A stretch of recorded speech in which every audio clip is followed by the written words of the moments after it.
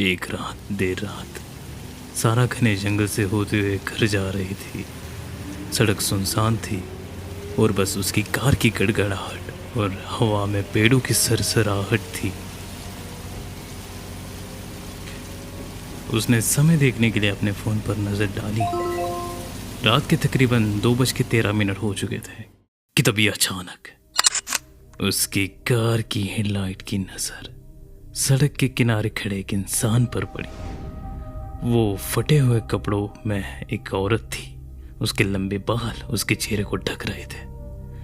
सारा का दिल मानो जोर से धड़क रहा था, लेकिन उसे रुककर ये देखने के लिए मजबूर होना पड़ा कि क्या पता शायद उस औरत को उसकी मदद की जरूरत हो।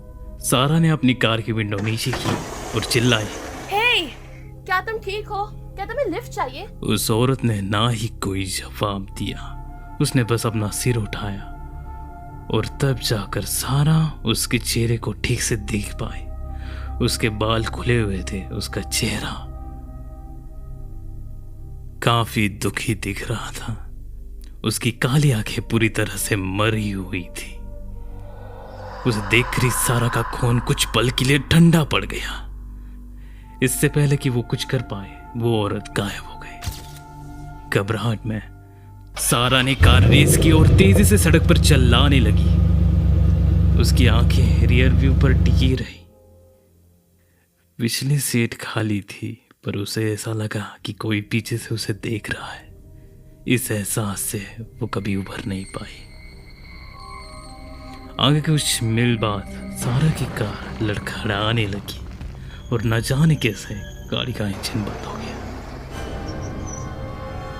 उसकी कार किनारे पर रुक गई। उसके फोन में कोई सिग्नल नहीं था और वो बीच रास्ते में फंस चुके थे। उसने खुद को शांत करने की कोशिश की।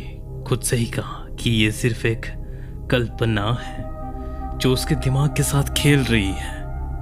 कुछ देर बाद उसने एक आवाज सुनी। कार के बैक सीट की खिड़की पर किसी के दस्तक करने की आवाज हुई।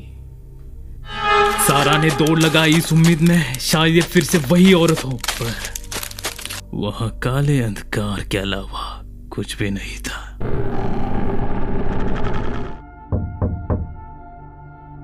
एक और दस्तक, इस बार पीछे वाली खिड़की से। सारा पलटी। उसका दिल मानो जोरों से धड़क रहा था। जैसे वो पलटी, उसे एक बच्चे की फुसफुसाने की आवाज आई।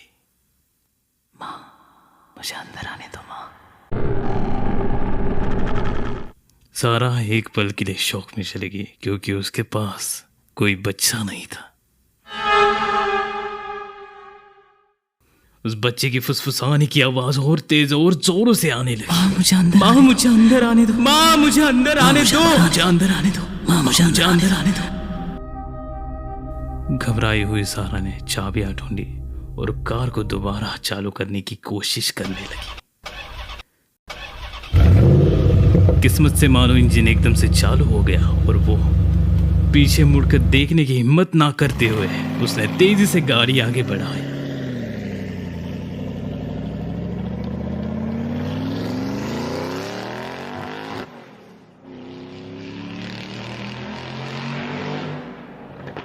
और कुछ समय बाद सूरज उगते के साथ ही सारा थकी और सहमी हुई घर पर पहुंची।